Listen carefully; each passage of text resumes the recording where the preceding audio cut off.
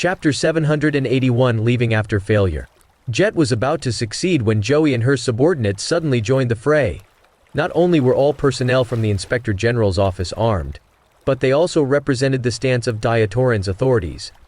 Even if a conflict arose between the office and Lifeforce, resulting in Lifeforce being wiped out, Jerry could not express his disapproval about that. Chief Sanders, we're here under the orders of Jerry Andrews, the trusted advisor of the king, to deal with Caspian Lynch. He has plotted to start a rebellion. Don't stick your nose into a business that isn't yours. Jett mentioned the name of his backer, intending to shock Joey into giving in. Under the trusted advisor's orders? Do you have any proof? You don't look like you have any good intentions either. So tell me, who on earth are you? Joey asked coldly. Almost everyone in Lifeforce had some form of criminal record, and that would surely be revealed if the authorities investigated them. Chief Sanders, Caspian just committed murder when so many people were watching. Why are you hounding me instead of going after that murderer? Are you perhaps Caspian's accomplice? Joey turned to ask Caspian. Did you just kill someone? Yeah, I did it, Caspian replied nonchalantly. Joey felt somewhat helpless. She had wanted to defuse the situation in Caspian's favor, but she could only approach it impartially now that Caspian had admitted to committing a crime. However, Caspian added, all of them have interesting backgrounds though. If you investigate them, you'll discover their criminal records. The deaths of people like them aren't worthy of being lamented. Jett was panicked upon hearing Caspian's words, as almost everyone in Skyark Palace had blood on their hands. This was why they could never hold up under an investigation. Joey ordered, transport the dead body back to the office and investigate his identity. I'll make a decision after everything is made clear. 2 employees working for the office came over. They were about to carry the body away when a mentee from Lifeforce said, this won't do. The dead must be respected, which means they must be given a proper burial. You can't take the dead body away. So? Do you dare stop us from doing our jobs? Joey asked coldly. Jett stepped out as well, adding, back where we come from, it's customary that we bury the dead as soon as possible after their deaths. Please understand that. He knew that this operation would end with nothing but failure, seeing as Joey had suddenly appeared. He waved at his mentees saying, what are you still standing here for? Carry the body with us. Caspian will deal with what's between us later. He then left with his subordinates. Joey wanted to attack him, but Caspian stopped her from doing so. Caspian whispered, it's good that they're leaving. Don't piss off these men. If Jerry issues another order, you'll have to comply obediently anyway. Joey replied nonchalantly, I'm in South Lake City, so why should I listen to him? Caspian advised, don't do anything dumb. Your position as chief of the Inspector General's office is very important. I won't let it slip a second time. If I ever hear that you've killed innocent people, I'll arrest you myself. Joey knew that Caspian was showing concern toward her through his words, and it made her blush. After Jett and his men left, Macy came over hurriedly. She looked at Caspian worriedly, asking, what happened, Lord Caspian? It seemed like those people were all martial artists. Caspian said to her, why weren't you here just now? It's fortunate that Joey came on time. I would have become an invalid otherwise. I went to arrest an enemy secret agent, Macy replied. Caspian could already guess how that ended from Macy's expression. You failed, didn't you? This surprised Caspian. Not only was the enemy leader exceptionally skilled in concealing himself, but he had also succeeded in escaping from under Macy's and Lena's watchful eyes. It seemed that this person was really good at what he did. He escaped despite our efforts, but he also got shot. I've already contacted pharmacies and hospitals nearby. I told them to take note of any suspicious visitors, Macy said. Macy failed to arrest the sniper, but she was certain that she could eventually do it as long as the enemy was still within the borders of Diatoran. Caspian nodded and said nothing more. If this man had the ability to escape, it meant that he was also skilled in counter-surveillance. Arresting him would not be easy. Macy felt guilty. Who would have thought that he'd be hiding in the green belt? At this moment, Lena rushed over as well. She was also feeling discouraged after failing to arrest the enemy's leader. Task Force Rose was known for their skills in secret assassinations and concealment, so this incident had really taught her a lesson.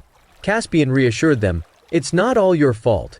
This man is detail-oriented, bold, and very skilled. There were more important missions that required Macy's and Lena's prowess. He did not want them to wallow in self-doubt.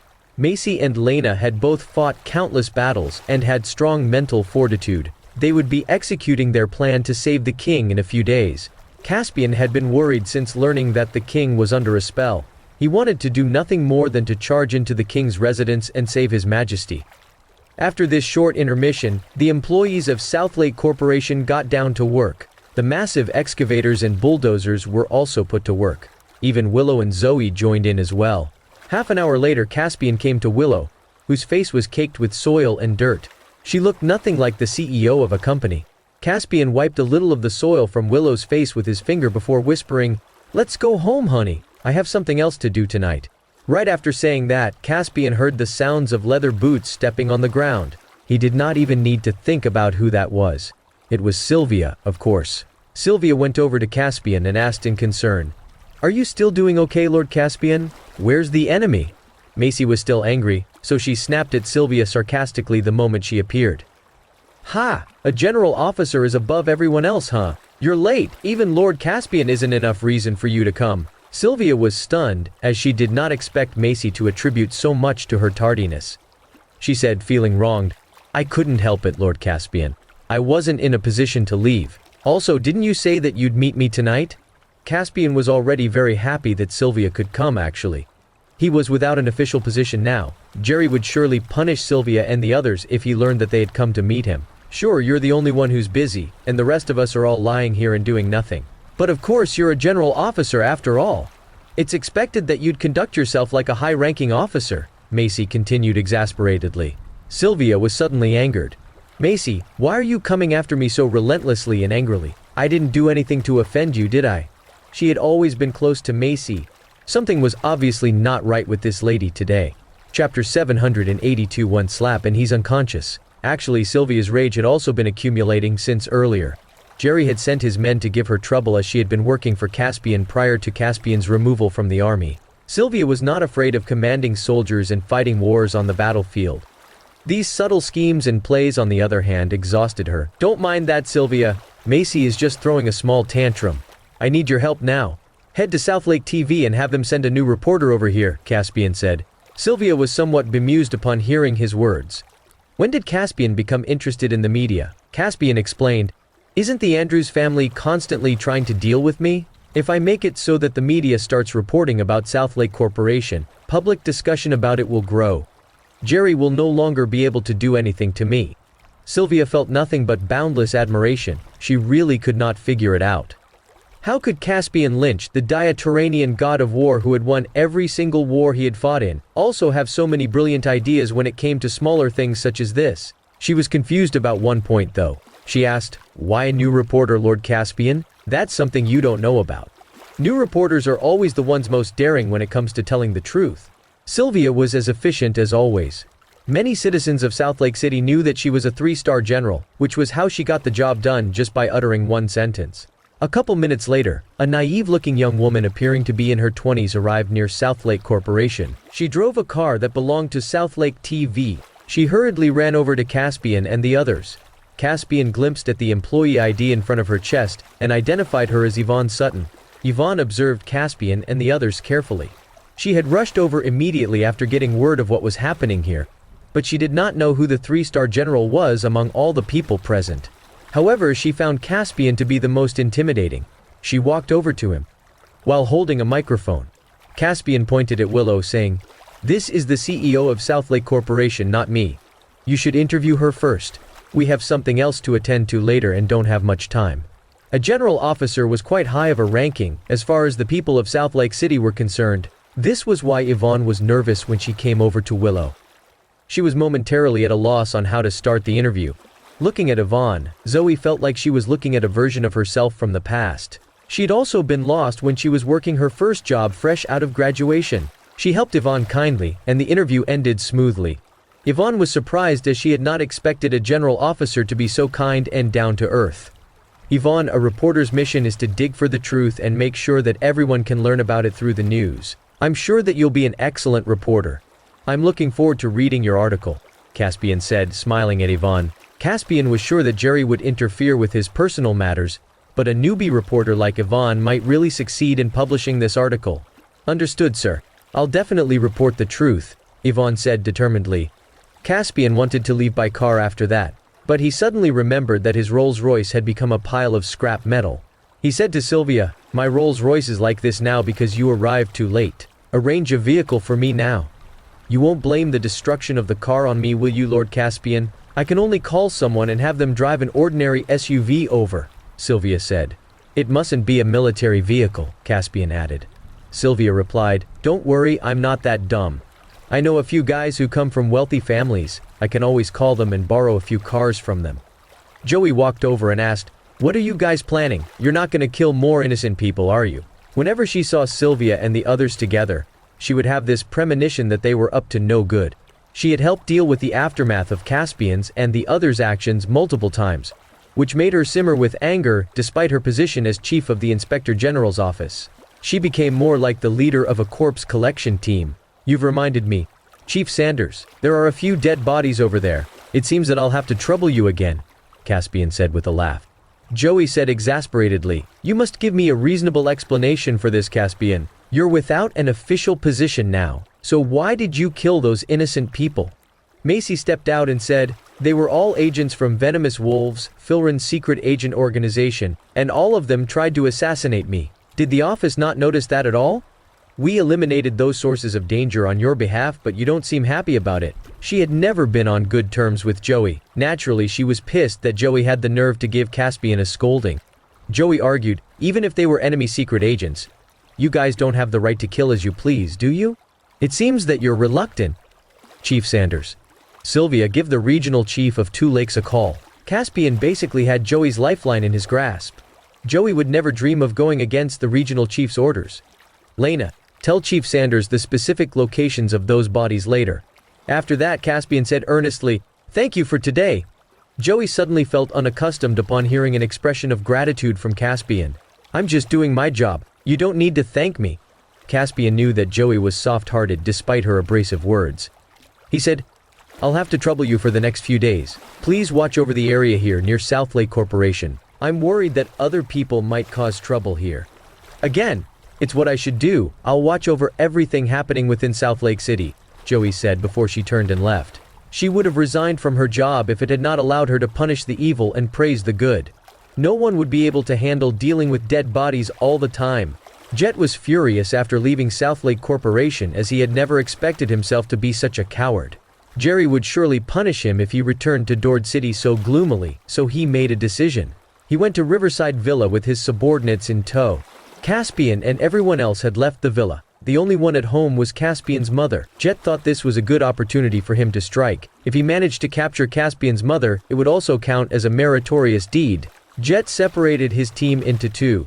One group would head over to the airport, which would confound Caspian, while Jett himself would head to the villa with several of his men. In the villa, Sherry suddenly felt somewhat ill at ease. Worriedly, she asked, Caspian and the others won't get into danger, will they, Tom? Tom reassured her, saying, My mission is to protect you here inside the villa. You don't need to worry about Lord Caspian. Unfortunately, he did not know that Jett and the others were currently making their way over stealthily. Chapter 783, The Head of Life Force. Tom had Arya stay in the villa while he took a look at what was going on. Only after looking at the surroundings with his binoculars did he realize something was amiss. There should have been many guards near the villa, but all of them were gone now, which was really strange. Just when Tom concluded that nothing was out of the ordinary and planned to go back inside, he noticed that a group of people was heading toward the building. He held his breath and took a careful look at them through the binoculars, only to realize that all those men were from Skyark Palace. He put his thumb and index finger into his mouth and whistled loudly. This alerted Arya, who escorted Sherry into the basement immediately. Tom was unarmed, but he did not have the time to retrieve his machete from inside the villa. He needed to stop those people from entering before doing anything else. Jett and his mentees made up a group of 5. Upon seeing Tom outside, a mentee named Chad Smith aimed a punch at his face immediately. Tom was not dumb. He could never fight 4 people with only his fists, and that was why he would not counter his enemy directly. Just as he stepped sideways, Chad's fist whooshed by Tom's ear. The powerful force made Tom's cheek muscles tremble. Only at that moment did he realize that his enemy was quite powerful. Noticing that he had failed to hit his enemy, Chad raised his leg and aimed a kick at Tom's lower body. Resignedly, Tom had no choice but to retaliate with a kick of his own. With that, they were facing off each other in a fight. A powerful force exploded around them before they both took several steps back. Tom felt his leg muscles go numb, but he could only pretend that everything was fine. He was skilled with a machete, but he was without one at the moment. He was sure that he could not defeat these people while unarmed. "Don't just stand there, attack him," Jett yelled, waving in the air. Their goal was to capture Caspian's mother, so they did not want to waste much time on Tom. The remaining 3 mentees charged toward Tom, who cursed, "Fuck! How unscrupulous! Weren't you guys going to fight me one-on-one?" He should have taken his machete with him when he left the villa. Just as Tom was about to dodge, Jett struck as well. Tom felt helpless against a sneak attack from Jett, who was an innate grandmaster. His shin was still numb. It was almost impossible to dodge Jett's attack at this point. With a dull thud, Jett's palm landed on Tom. It caused him to vomit blood as he was sent flying. Tom's head hit the ground as he collapsed onto the ground, and he went unconscious instantly. Tom's skill in combat was greatly diminished when he was without his machete. Jett did not bother with him at all. He entered the villa with his mentees in tow, only to realize that the living room was deserted. Despite that, he noticed that there was a half-eaten apple on the table. "Search the house immediately." "They must have hidden somewhere," Jett ordered. His mentees started to search the house immediately, going through room after room. Arya stood by the door of the basement, listening to the noises coming from above. She was worried about Tom, but she could not leave the basement as she had to guard Sherry. At this moment, a rapid sequence of footsteps could be heard from outside the door. Both Arya and Sherry heard the sound clearly. Sherry said, "I think the other party has sent quite a lot of people here. Can Tom deal with them by himself? You should lend him a hand. I'll hide here. I should be fine." Arya shook her head and said nothing else. If the enemy had entered the villa, it meant that they had already dealt with Tom. The only thing Arya could do now was to protect Sherry. Hearing the rapidly approaching footsteps, Arya grew increasingly nervous. She took a dagger out and stood in front of the door. If anyone had the nerve to come in, she would surely kill them without holding back. Jett and his mentees arrived outside the basement. They had searched the entire villa, and it was empty, which meant that Sherry must be in the basement. "You don't need to hide, Madam Lynch. We harbor no bad intentions. We were tasked by Mr. Massey to take you back to the family residence," Jett shouted, facing the basement door. Arya and Sherry were not stupid. Of course they would not be fooled. Jett continued, "If you come out now, Madam Lynch, I can make sure that you'll be safe and sound. We're Mr. Massey's subordinates. What's there to fear?" Jett did not want to fight anyone either. If Sherry could walk out of the basement directly, that would save him a lot of trouble. As long as Sherry was captured, they could restrict Caspian's actions. Sherry was absolutely shocked out of her mind and at a loss for what to do. However, Arya gave her a look, telling her to stay put. Sherry nodded, showing her agreement.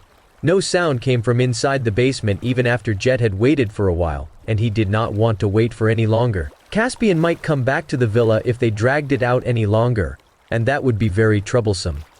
"It seems that you don't believe us, Madam Lynch. I hope we don't end up injuring you when we break in," Jett said. Jett gritted his teeth as he directed his life force to his palms, and released it toward the direction of the basement door. With a loud noise, the door fell.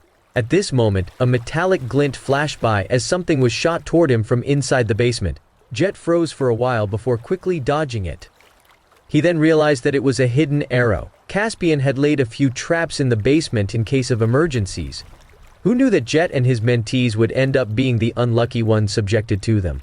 Although Jett had dodged the arrow, Chad, who was standing behind him, was not as fortunate. Chad had not expected traps to be laid in this place. He felt an excruciating, tearing pain in his chest before he stumbled, looking as if he was about to collapse. Jett's other mentees were shocked to see that. Jett was now certain that traps were laid in this basement, which made him more cautious. At the same time, he was certain that Sherry was currently inside. "You two, charge," Jett said with a wave of his hand. The 2 men in question felt helpless. One of them said in a panicked tone, "Maybe we can stay here, sir? They can't escape now anyway. What if there are other traps in the basement?" "You're useless. We don't have much time and we'll all die once Caspian is back. I'll whack you if you continue being so cowardly. One hit from me is enough for you to die," Jett threatened viciously. He said that to Lucas Thompson, who was currently at a complete loss for what to do. He would die no matter what he did, but perhaps he could manage to scrape by if he ran away now. Just as Lucas was about to turn tail and run, he suddenly felt something lodged in his back. "Are you trying to run away and go against the head's orders?" Chapter 784 Threaten. "Sammy, please spare me. I'm still young. I want to live," Lucas begged. Cut the crap, if you run away I'll lose my life in there. You only have one choice, which is to charge into the room, Sammy said. Lucas was dumbfounded upon hearing his words, but he had no choice but to approach the basement slowly. The room was not lit brightly enough, and Lucas sensed that multiple dangers were waiting for him inside. If more hidden traps were activated and they shot out weapons that he could not dodge, he would surely lose his life. Look at how cowardly you are, you good-for-nothing, Jett roared. He had already gathered his life force toward his hands, ready to strike at Lucas should he step back. Lucas gritted his teeth, mustering his courage to dash farther in. Right at this moment, Arya struck with a dagger. Arya dared not be careless. These men were all traditional martial artists, so she had to give this her all. Lucas was cowardly, but he was also on guard. When he saw Arya dash toward him, his fear abated. How powerful could a woman be? At this moment, Arya's dagger pierced his shoulder. Lucas screamed. Arya's grip on her dagger tightened as she rotated the blade still impaled in Lucas's shoulder. She did it until she could hear the blade clanging against the man's bones. Ah, that hurts! Lucas was in so much pain that he was about to faint from it. However, Arya had no intention of ending this here. She withdrew the dagger and pierced it toward Lucas's heart. Just as she was feeling somewhat gleeful, she suddenly felt dizzy. Jett had slammed his palm on the back of her neck. Arya's dagger fell to the ground with a clang. She failed to withstand Jett's attack, and ended up spitting out a glob of blood. Sherry was curled up in a corner of the basement, trembling from head to toe as she was consumed by helplessness. However, when she saw Arya get hurt for her sake, she stood forward bravely. Sherry walked out of the corner. I'll go with you. Don't hurt her. Jett was surprised and even somewhat afraid when he witnessed her valiantness. He said with a smile while waving his hand, Sure. I'll stop here as long as you're willing to come with me. He was not a man who fulfilled his promises though. He would kill Arya after taking Sherry with him. Just as Jett was immersed in his glee, he heard footsteps from outside the basement. In a panic, he held Sherry hostage. If Caspian had returned to the villa, Jett would not be able to leave. He had no choice but to hold Sherry hostage. However, it was not Caspian who was coming over but Denzel. He was followed by about 30 men who were all the Macy family's bodyguards. Denzel had been hiding with those bodyguards near the villa. He came over to Sherry, asking respectfully, How are you, Miss Lynch? I'm sorry that the guards from the Macy family and I were late. Denzel did not conceal his identity from Sherry but instead laid it out clearly. Sherry said, I'm fine, Mr. Denzel, you came right on time. Jett's face darkened. As Jerry had no intentions of getting on bad terms with the Macys, he could not strike directly. He asked with confusion, Mr. Denzel, is it? I thought Logan Macy hated Caspian? Denzel asked sharply, Who are you? I'm Jett Dunn, the head of Life Force. I'm here to take Miss Lynch back to the King's residence under Mr. Jerry Andrews' orders, Jett lied without a hitch. That's bullshit. That wasn't what you said just now, Sherry yelled, pointing at Jett. You must have heard me wrongly just now due to the panic you were experiencing, Miss Lynch. I told you I was operating under the King's orders. Are you trying to go against the King and Mr. Andrews' orders, Mr. Denzel? Jett took 2 steps toward Denzel. At the same time, the Macy family's bodyguard stepped forward. If I'm to strike now, who can stop me? Jett said coldly. He raised his hands, his body exuding murderous intent. He had no plans to get on bad terms with the Macys, but he was left with no choice. He planned to kill everyone present so that he could take Sherry with him, easily. At this moment someone said, You sneak attacked me, you old fox. How unscrupulous. I'm here now to teach you a lesson. Jett froze before noticing that it was Tom, who had just arrived. The blood at the corner of Tom's lips had not dried yet as he walked toward him, holding a machete. Jett was surprised to see Tom here. Tom had taken one of his life force attacks to the chest, and yet he was still able to stand. This young man seemed to be incredibly naive, seeing as how he had the courage to walk to his own death. Jett also noticed that Tom was suffering from internal injuries after fighting with him. He did not strike directly but instead opted to stare at Tom like a hawk. If Tom dared to come any closer, he would kill Tom immediately. Just as Tom approached them, Sammy stepped forward and stood in front of Jett. He's just a small fry. Let me deal with him, mentor. Sammy did not think that much about it. He just felt like he should have no problem besting Tom in a fight, seeing as Tom was suffering from internal injuries. He also wanted to show Jett what he was capable of. Jett nodded and did not object to Sammy's offer. As the head of Life Force, it was below his standing to fight against the heavily injured Tom. He ordered, Be quick! Sammy nodded before walking toward Tom, who was breathing laboriously. It was obvious that he was suffering from internal injuries. Denzel roared, "You Life Force people are all so shameless. I didn't expect you to attack a heavily injured person." The bodyguard stood in front of Tom, surrounding him. "You insist on antagonizing me, Mr. Denzel? You'd better believe that I'll kill Ms. Lynch right here," Jett said, his right hand gripping Sherry's neck. He just needed to apply the slightest force, and Sherry would be dead. Sherry appeared to be calm, but she was actually feeling somewhat nervous. Denzel did not know what he should do for a moment. He could not let Sherry be thrust into danger, of course, but he also could not just watch as Tom died in front of him. Just as Denzel was feeling conflicted, Tom said, "Don't worry, Mr. Denzel. I can deal with him." Tom looked indifferent. Denzel did not know why, but he sensed that Tom had his own methods.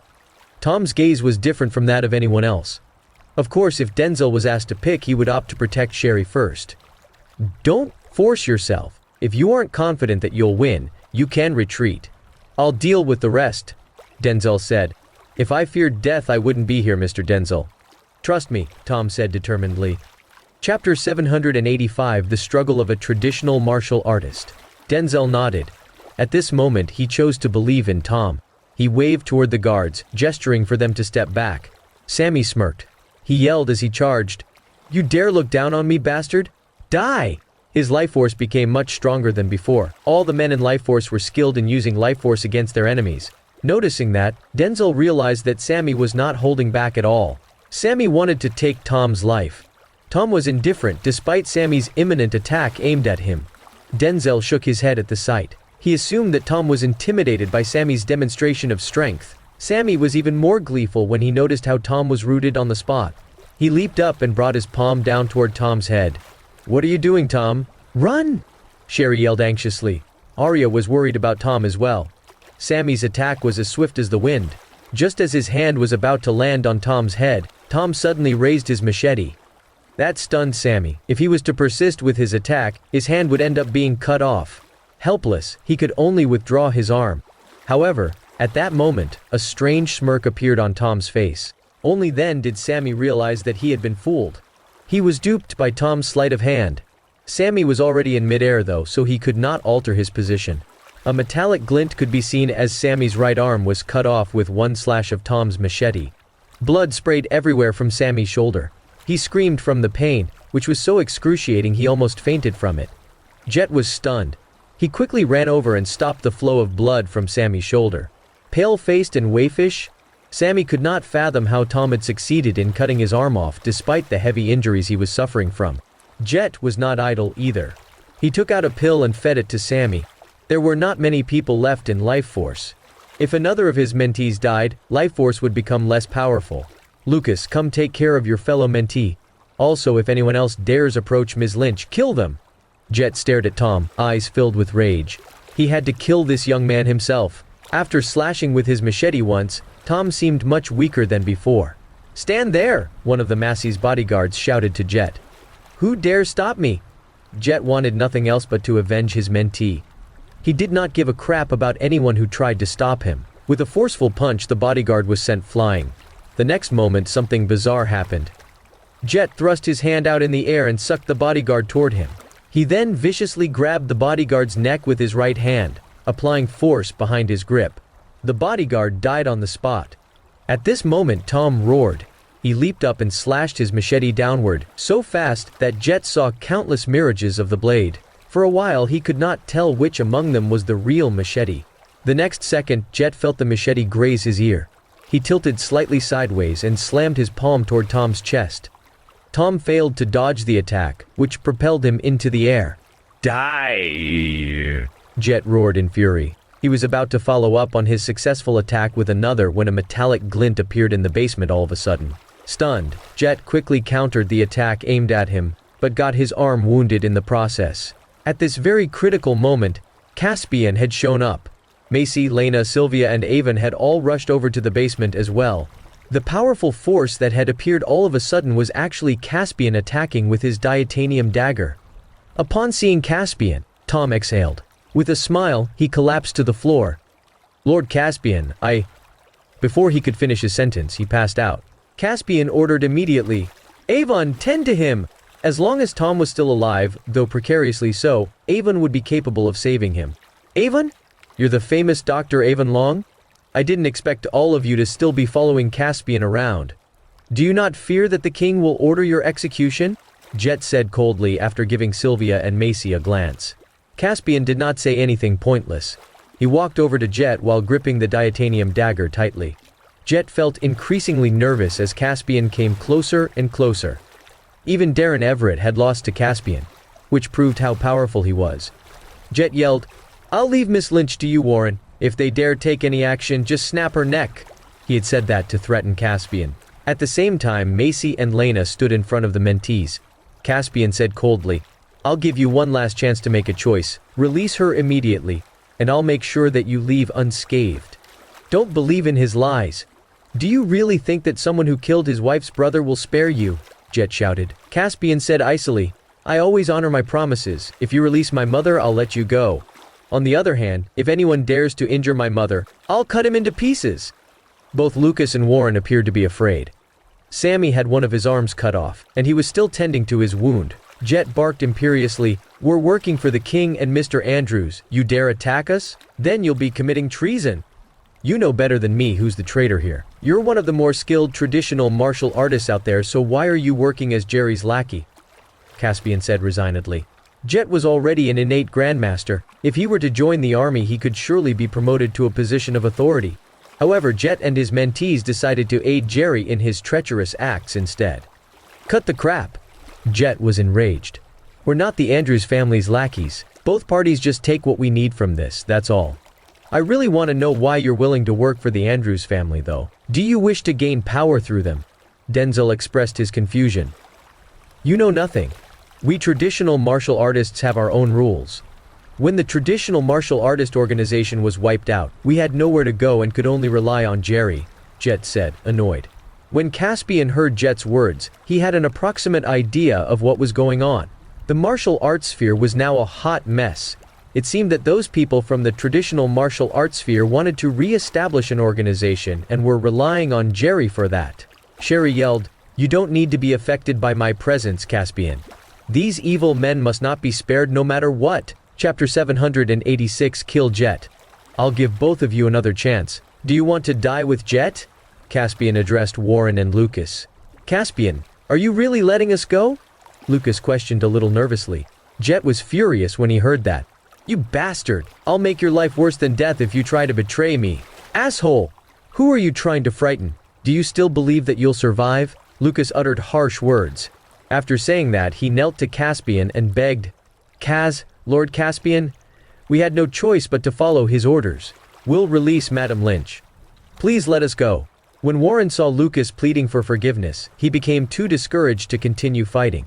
Willow and Zoe hurried over to help Sherry. Miranda also brought Arya to Avon. "Get out of my way!" With a wave, Caspian said in a chilly tone. After hearing his words, the two men stumbled outside. "Lord Caspian, they've done such horrible things. Are you really releasing them?" Lena got up and inquired. "I'll inform the inspectors to take action." Caspian called Joey to inform her of the situation. She was silent before urging her subordinates to chase after Warren and Lucas. At this moment, Jett abruptly rushed toward Macy. He wanted to capture someone to be his hostage. Macy was acutely aware of his approach and shifted slightly to dodge him. "Be careful, he's not easy to deal with." Caspian was aware of Jett's strength. Macy was capable, but it was still a little challenging for her to deal with him. Macy retreated after hearing Caspian's reminder. "Jett, how about we have a duel outside? That's fair to you, no?" Caspian remarked jokingly. Upon hearing that, Jett was ecstatic. It was what he had anticipated. If he attempted to escape after exiting the basement, Caspian wouldn't be able to stop him. Sylvia, Macy, and the other onlookers watched as Caspian and Jett confronted one another outside Riverside Villa.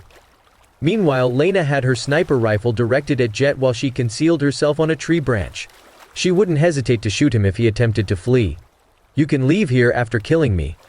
With a frigid expression, Caspian gripped the diatanium dagger firmly.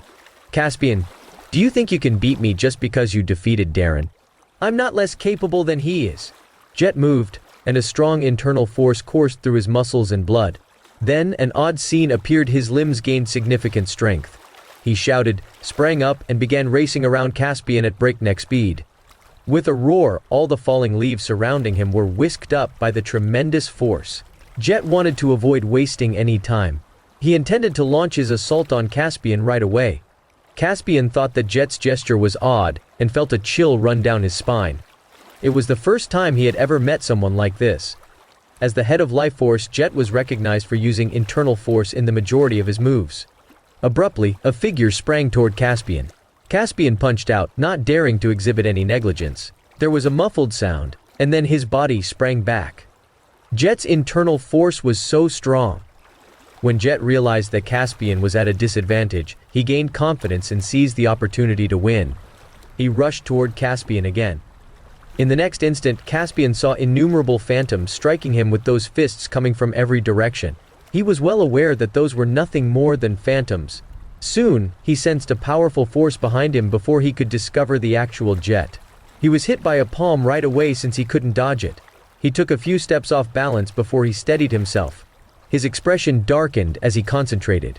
Jett was a far better contender than what he had assumed. When Sylvia and Macy witnessed Caspian getting struck, they became anxious. They were prepared to go over to assist him. The Diateranian god of war is just a vain name. At this point, Jett materialized in every direction and dazzled everyone with dozens of phantoms. Sylvia pulled her pistol out but wasn't sure which figure to aim it at. On the other hand, Macy hesitated to take action. With a shout, Caspian clenched his hold on the dagger and vigorously waved it. Then a burst of frigid light appeared, which prevented anyone from opening their eyes. A massive, enigmatic dragon flew up to the sky and swooped down. Caspian remained still as he stood in the middle of the storm. The duel was over in the next instant. Jett fell to the ground with a pale face and stared at Caspian, horrified. His bloodied arm was not far from him. "How is that possible? What kind of move did you make?" Jett asked with dread. He was ahead of the game. How could Caspian overcome him right away? He didn't have enough time to react before Caspian made his move. He was astounded by Caspian's strength. Jett was almost perfect in strength as an innate grandmaster. "It's the Eldorian scroll fragment. Are you familiar with it?" Caspian said with a smile. "The Eldorian scroll fragment. You have an Eldorian scroll fragment?" Shock was all over Jett's face. "Yes, it's an honor for you to die in my hands." Caspian approached Jett. Suddenly Jett waved, and a cloud of white smoke billowed. With a swift motion, Caspian covered his nose and mouth as he retreated. It was unknown to everyone if the white smoke was toxic. Jett bolted from the white cloud of smoke. As soon as Caspian noticed him attempting to flee, he gave chase. Abruptly, a loud sound was heard. Lena had squeezed the trigger, shooting Jett in the chest. He fell to the ground and instantly died tragically. "He's quite strong. I wonder why he's working for Jerry." Sylvia approached Jett's corpse. As Caspian looked at the corpse, he had an idea. Meanwhile, Lena also came over. "Lord Caspian, I thought he was trying to escape, so I shot him without asking you." "It's all right. Jett has ended up dead. By the way, you know how to employ the art of disguise, right?" Caspian asked, glancing at Lena. "Yes, I used the art of disguise when I went to Estria to assassinate the enemy's higher-ups." He pointed at Jett. "Can you disguise yourself as Jett? Or do you know anyone skilled at the art of disguise?" What Lena used could only be considered a disguise technique, not the real art of disguise. She thought for a while and replied, "I know an expert. But his character is erratic." Chapter 787 Rescue Plan. "It's typical for someone with such expertise to be eccentric. Can you make contact with him somehow?" Caspian questioned sternly. "He rarely appears. He's actually a skilled thief. I'll find a way to contact him. I once saved his life after all. His art of disguise is superb, but he's a tad loose." "Lord Caspian, why do you need him?" Lena asked in confusion. "Let's talk about this later when you locate him. Mr. Denzel, let's talk it out." Caspian turned to face Denzel. When Denzel noticed that Caspian had given him a kind greeting, he smiled and asked respectfully, "Mr. Caspian, what do you need from me?" "Mr. Massey ought to know why I intentionally cut ties with him. You continued to deteriorate our relationship in front of the media after you returned to Dord City," Caspian ordered. Though he knew Logan wasn't intentionally abandoning him, Caspian would take some time to return to the Masseys. Denzel shook his head. "Mr. Caspian, I'm here to protect you and Mrs. Massey. I'm not yet able to return to Dord City." Caspian revealed his plan. "We'll have a new plan soon. I'm not able to disclose the specifics, but I hope you can bring my mom back to Massey residence. Willow will follow you. He was going to start dealing with Jerry. The only way he could act worry-free was to ensure his family's safety. In addition, he intended to use this chance to mend his parents' relationship. When Denzel heard that, he thought he had misheard. Logan would be pleased if he could have Sherry back. With some eagerness, he inquired, "All right, when can I take Mrs. Massey back?"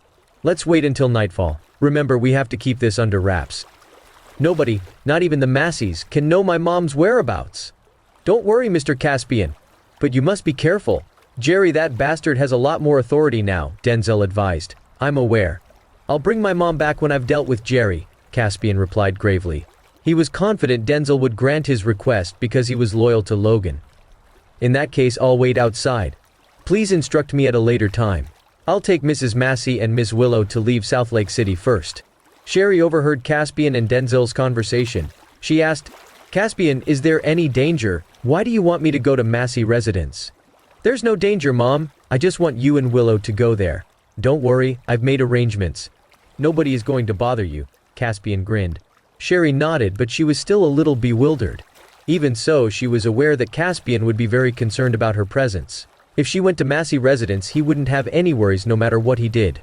Before Willow left, she looked at Caspian reluctantly. The end of her menstrual cycle was near.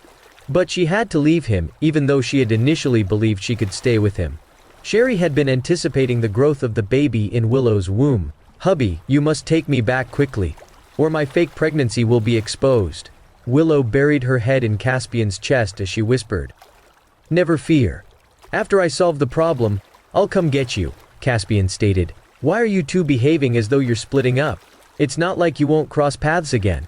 Willow didn't get a chance to finish her sentence before Zoe and Miranda interrupted her and brought her into the car. "Zoe, they're bidding farewell. Don't be too heartless. How about you find a dashing man for yourself? I'll be the third wheel." Miranda giggled. "That's right. Zoe, you have a good figure and are knowledgeable. I also think it's time for you to find a boyfriend." Sherry smiled. "I want to look for one too, but I simply have no luck," Zoe said helplessly. Caspian experienced conflicting emotions when he saw their car drive away. "Lord Caspian, since you don't want to separate, just keep Lady Willow next to you." Macy knew exactly what Caspian was thinking. "Quit babbling. Go into the villa and call everyone here. I want to hold a meeting." After speaking, he walked into the villa. A few minutes later, in the living room of Riverside Villa, everyone was sitting together. They were all chatting, but they felt a little uneasy as this matter might affect the future of the entire Diatoran. They would be heroes if they succeeded in their plan. If they didn't, the Andrews family might have them hanged as traitors. "Everyone here already knows my identity, right? I'll just merely discuss my upcoming plans." "Lena, where's your friend?" Caspian inquired while glancing at her. "How much time will it take him to get here? I've tried to get the team members to contact him, but I can't say when he'll come here." Lena shook her head. "Lord Caspian, we have enough men. Do we still need outsiders to intervene?" stated Sylvia. She believed that no one else needed to get involved in this matter. The plan was also top secret. What if the other party wasn't trustworthy? She hurriedly shut her mouth when Caspian glanced at her. He had considered things like this before. "Avon," he called out. "I'm here." Avon got up right away and gave Caspian a salute. "Do you remember Jett's appearance? The next step is for you to access the king's residence by posing as Jett." When Caspian was done talking about his idea, there was a period of stunned silence. Avon was surprised by Caspian's audacious notion. "But Lord Caspian, I'm not skilled in disguise. If I'm recognized, our plan will be discovered." Avon felt a little ashamed. He had no fear of dying. All he was concerned about was the plan being exposed. "Since you're aware of the significance, recall Jett's behavior carefully. He has a high status. Pretending to be him is the only way you can get into the king's residence," Caspian explained. When Avon heard that, he could only concur. Thankfully, his senses remained keen. He had a rough idea of Jett's habits after recalling them. "Lena, can you have the people lurking in Skyark Palace obtain Jett's background and information?" Caspian inquired. Avon had to be aware of Jett's habits and conduct to impersonate him. If any information was missing, Avon might be exposed. "No problem. I'll set everything up right now." Lena got to her feet and left the living room. Chapter 788, An Expert in the Art of Disguise. "Sylvia!" When Sylvia heard Caspian call out her name, she got to her feet immediately. You need to pose as Jett's mentee. We'll discuss this further later. Sylvia was surprised to learn that she needed to pretend to be Avon's mentee. She was a woman. Are you refusing to do it? I'll also pose as Jett's mentee. But you must be careful. Changing your voice with a voice changer can help you avoid being discovered. Caspian grinned. No, Lord Caspian. You should be the one to pose as Jett. With a hint of nervousness, Avon added, I should pose as Jett's mentee. How could he order Caspian around when pretending to be Jett? You're the core of this whole plan. Apart from seeing the king, you also have to check on him. I'll punish you if you can't accomplish that. Caspian's expression turned gloomy. Everybody was joking and chatting with him earlier, but they were afraid now. At this moment, it was not Caspian who was sitting in front of them, but the Diaturanian god of war. Again he called out, Macy!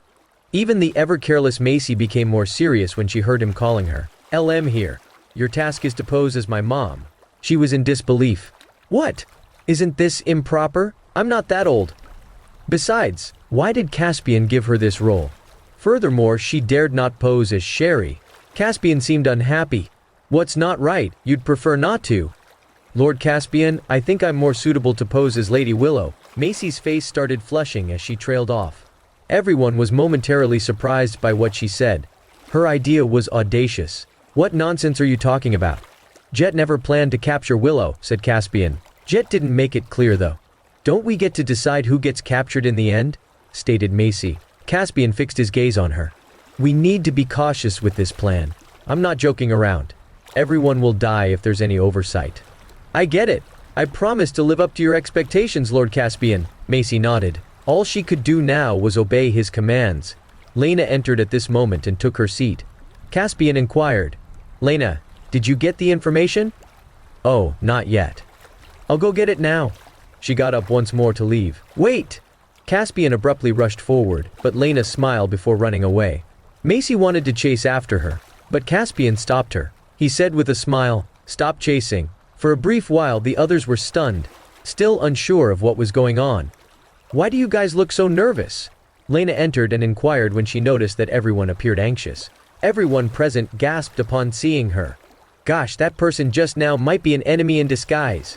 Once more, Macy wanted to chase after the fake Lena, but Caspian stopped her again. Why are you guys staring at me that way? I just went to obtain some information. What just happened? Lena saw everyone's weird looks and wondered what was going on. Caspian took the documents and gave a copy to each of them. Everyone then took a close look.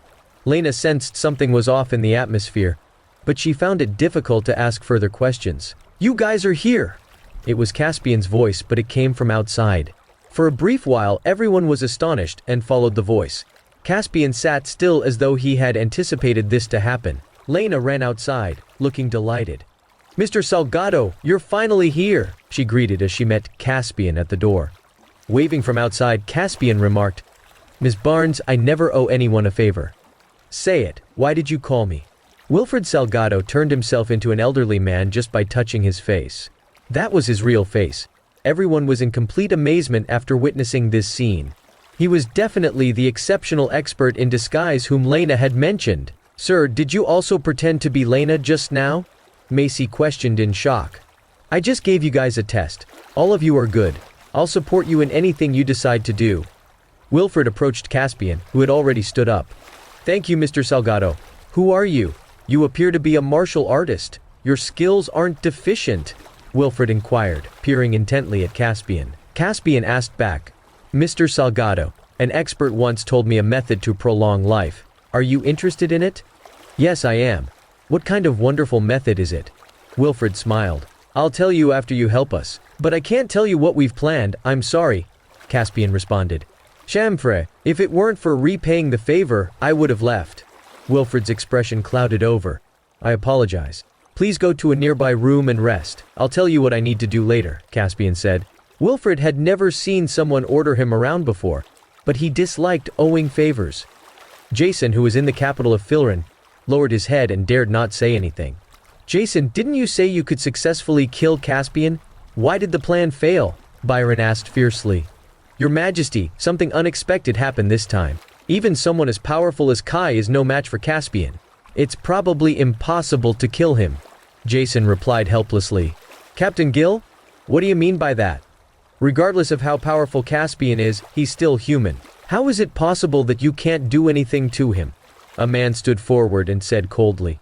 Captain Greenwood, do you have any ideas? Jason asked. The man's name was Kenelm Greenwood. He was Byron's guard and Filren's most powerful martial artist. However, he didn't get along well with Jason.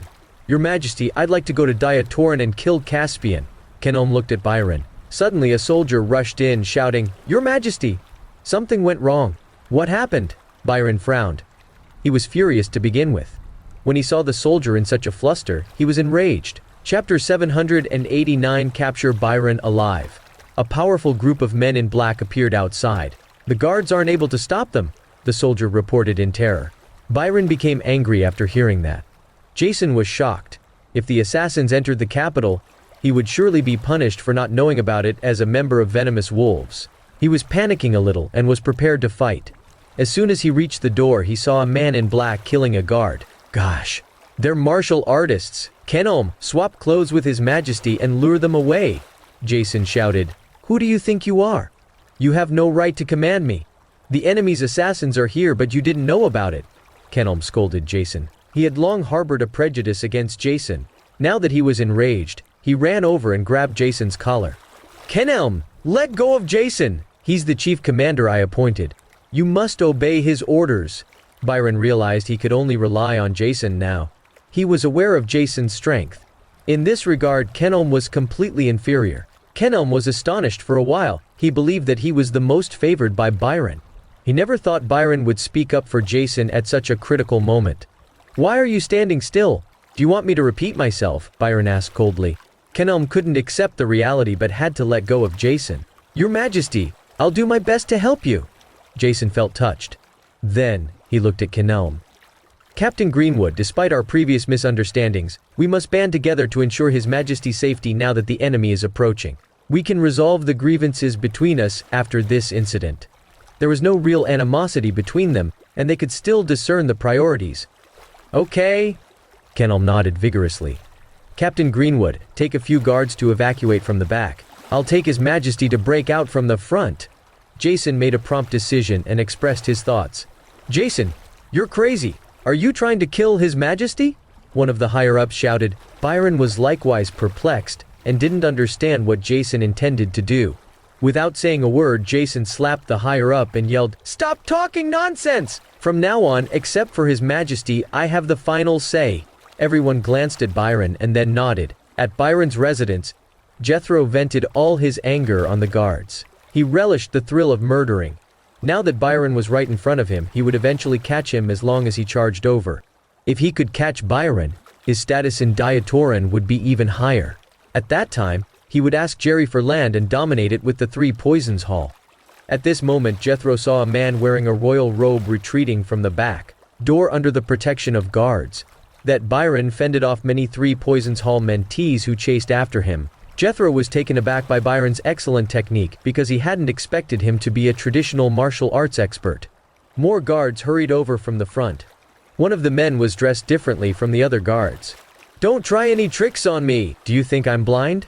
The real King of Filren is running away through the back door. Chase him! If anyone catches him, I'll pay a big reward. Jethro pointed to the man wearing a royal robe. The men from the Three Poisons Hall all gave chase. The real Byron saw that and attempted to flee, but Jason caught him. Jethro assumed these people weren't terrified of death and were seeking to buy time for Byron to flee. His mission this time was to catch Byron. He had no interest in other people. Seeing that the man in a royal robe was about to leave through the back door, he quickly chased after him. The others from the Three Poisons Hall followed. Kenelm was unwilling to fight, but he still fought back and retreated. He was pretending to be Byron to buy time. But the men from the Three Poisons Hall weren't incompetent. Soon, several guards around Kenelm were severely injured and died. If Jethro hadn't intended to capture Byron alive, Kenelm might have died too. Jethro now clearly understood why Byron was so confident. It turned out that he was a traditional martial arts expert. After chasing some miles, Jethro looked pleased.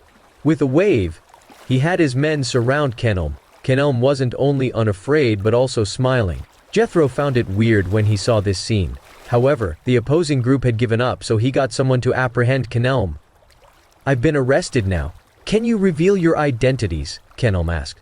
It's all right for us to tell you now. We're Mr. Andrews' subordinates. Byron Kester as the king. You have excellent martial arts skills. You've surprised me. Jethro laughed aloud. I also didn't expect Diatoran to have such powerful people besides Caspian, Kenelm exclaimed in surprise. The reason Jethro came to Filrin was to demonstrate his strength. He said confidently, Caspian? Who is he? Mr. Andrews will eventually kill him. He would rest easy after he assisted Jerry in becoming the king of Diatoran. Do you have the guts to have a duel with me? Kenelm stared at Jethro and inquired. Do you think I'm stupid? Why should I fight with you? Tie him up, Jethro said dismissively. He didn't have much confidence in defeating the opponent. Suddenly, a burst of gunfire broke out. Several mentees from the Three Poisons Hall were shot dead. Kenelm roared, grabbed 2 men from the Three Poisons Hall, and slammed them together. Astonished to see that. Jethro was stunned until he realized he was surrounded by Filrin's people. He had been ambushed. He cursed, Damn it, we've fallen into a trap. Kenelm took advantage of the chaos to hide. A flurry of gunshots occurred, killing the Three Poisons Hall's men. In a panic, Jethro led his men out. After rushing far away, there were less than 10 people left around him. When he ran to the next corner, he encountered another squad of Filrin soldiers. Damn it! Fight! Jethro shouted. The remaining men from the Three Poisons Hall rushed out like crazy. Meanwhile, Byron was staring at them from a distance when something unexpected happened. In the middle of the chaos, Jethro dove into the moat. Chapter 790, Entering Enemy Territory. Chase them! We must catch them! Byron shouted. As long as he could apprehend those assassins, he would have more bargaining chips with Jerry. Jethro's mentees also jumped into the moat after him. After swimming for a while, they returned to the shore. They temporarily evaded Filrin's soldiers. Just when they wanted to rest, a helicopter approached and locked onto their position. Life Force's remaining mentees at Southlake Airport had received the most recent information. Their head had just caught Caspian's biological mother. For them, catching Sherry was undoubtedly a great achievement. They soon saw Jett walking over proudly. His mentee Nathan Wallaker immediately saluted, Mr. Dunn, welcome back! At the same time, Kelvin also walked out while surrounded by several people. He smiled and reached out enthusiastically. Jett smiled with astonishment. Mr. Kelvin, why are you here? My dad heard that you've captured Caspian's biological mother. Kelvin looked at the people behind Jett and stated, he's a little excited. So he asked me to take you back to Dord City. You guys did a good job this time. We'll reward everyone based on their achievements. After speaking, he approached Lucas and Warren. Sherry was being held by them, looking a little panicked. She looked uncomfortable, and her eyes were dull. Kelvin stared at her carefully to confirm that her face matched the previous photo. Sherry's charm remained even though she had gotten older. It was clear that when she was younger, she must have been a stunning woman who could easily charm men. You bastards! Caspian will catch you all, Macy disguised as Sherry shouted. Kelvin smirked and said mockingly, Mrs. Massey, sooner or later, will arrest Caspian and let him reunite with you. After hearing what he said, his men all burst out laughing. He wanted to continue humiliating Sherry, but she appeared fatigued. He was worried something might happen to her, so he stopped mocking her. As long as they caught Sherry, they had another advantage over Caspian. Mr. Dunn, please get Mrs. Massey aboard the chartered flight. Life Force did an excellent job this time. My dad will reward you guys, Kelvin politely told Jett. It's not a big deal, Mr. Kelvin. Thank goodness we lived up to Mr. Andrews' expectations, Avon, disguised as Jett, replied respectfully. Kelvin grinned but didn't say much. The Andrews family was very courteous to Jett only because he had caught Sherry. They had heard the latest news about Jethro's failed assassination attempt. It also made Jerry realize a fact. Those traditional martial arts experts who bragged so much were just riffraff. Byron even released a video of them chasing down the Three Poisons Hall's mentees, with Manny even becoming their prisoner. They had fought back. The peace discussions between the two sides had failed, and Byron was also eager to launch an attack on Diatoran. However, Jerry denied it outright, claiming the Three Poisons Hall had nothing to do with him. It was a pity that Byron didn't accept this at all. He immediately issued an order to station troops at Filrin's border, West Aridlands. With that, the relationship between the two parties became tense again. Jerry was so frightened that he couldn't be at ease. The 4 war gods signed a petition to challenge him, but he was worried an accident might happen and refused to fight. He was aware of his capabilities. Of course, he couldn't compete with Caspian in terms of military leadership. Previously, Caspian led an army to rescue Macy and take Filren's capital. His momentum was unrivaled. Now that Jethro's assassination had failed, Byron was ready to act, but Jerry hadn't even made a move. With this comparison, Jerry realized how far off he and Caspian actually were. The only thing he could rely on was his ability to control Balthazar. He'd already given himself a way out by opening a bank account in Estronia. When he could no longer stay in Diatoran, he would instantly flee to Estronia. He didn't consider the people of Diatoran and only cared about himself. Balthazar was seated in a chair, having a nap. Jerry kicked him impatiently. "Mr. Andrews, what's wrong?" Balthazar instantly awoke and inquired. "Say it!" "Jerry Andrews is the king of Diatoran and we must kill Caspian." Jerry expressed his anger. Balthazar surprisingly echoed what Jerry just said. At this point, an intelligence officer approached Jerry with an iPad and said respectfully, "Mr. Andrews, here's the latest news about South Lake City." No one dared to anger Jerry now. Jerry waved impatiently. "What's the news? Just tell me." The intelligence officer provided a summary of the situation. Last night there was a lot of news about the rebuilding of South Lake Corporation. It seems the employees are doing it voluntarily. They're even using their own savings for this. Jerry had already asked people to check Caspian's account before. He didn't expect that news related to Caspian would come out now. What's going on? Where did they get the funds? Also, who permitted the rebuilding of South Lake Corporation? Investigate the relevant departments now. Jerry's expression darkened. "Mr. Andrews, this matter has now spread all across the world. Many media are reporting on South Lake Corporation. The general public is responding strongly to this matter. Everyone finds this topic highly inspiring." The intelligence officer played a video. Jerry's expression worsened after watching it. Oftentimes, public opinion was the scariest. Even Jerry himself dared not repress the masses. After all, only the person who won the favor of the people could conquer the world. Immediately make an official statement about rewarding South Lake Corporation's employees. Mislead them into thinking that the employees are doing this because of the authorities. Jerry thought about it for a moment and said. The intelligence officer nodded and prepared to leave. Think of an unsubstantiated charge and remove the person in charge of South Lake TV. The reporter who broke the news will be sacked. Never to be employed again, Jerry said fiercely. Yes, Mr. Andrews. As soon as the intelligence officer left, someone rushed to Jerry excitedly. Mr. Andrews, there's news from Mr. Kelvin. Mr. Dunn has captured Caspian's biological mother. Then why are you still standing here? Follow me out to greet them. His depressed mood somewhat eased after he heard the news. As long as he had Sherry, he would still have the leverage to continue fighting.